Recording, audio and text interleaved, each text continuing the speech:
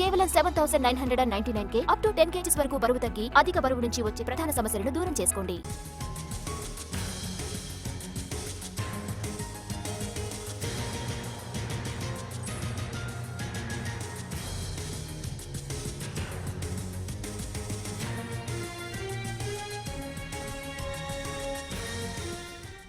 చట్టసభలో మహిళలకు 33% కోటా కల్పించే 2023 మహిళా రిజర్వేషన్ల చట్టం గురువారం నుంచి అమల్లోకి వచ్చిందంటూ కేంద్ర న్యాయశాఖ అనూహ్యంగా నోటిఫికేషన్ జారీ చేసింది. 2029 నుంచి మహిళా రిజర్వేషన్లను అమలు చేసేందుకు సంబంధించిన బిల్లులను పార్లమెంట్లో ప్రవేశపెట్టిన రోజున ఈ నోటిఫికేషన్ రావడం ప్రాధాన్యత సంతరించుకుంది.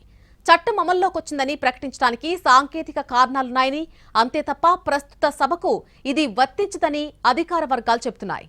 తదుపరి జనగణన తర్వాత చేపట్టే డీలిమిటేషన్ ఆధారంగా మహిళలకు రిజర్వేషన్లు అమలవుతాయని అందులో ఉన్నట్టుగా వివరించారు.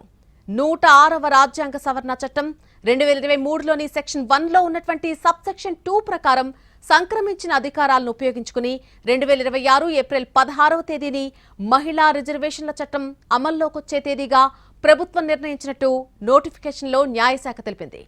2023 సెప్టెంబర్లో మహిళా రిజర్వేషన్ల బిల్లు నారీ శక్తి వందన్ అధినియంను పార్లమెంట్ ఆమోదించింది.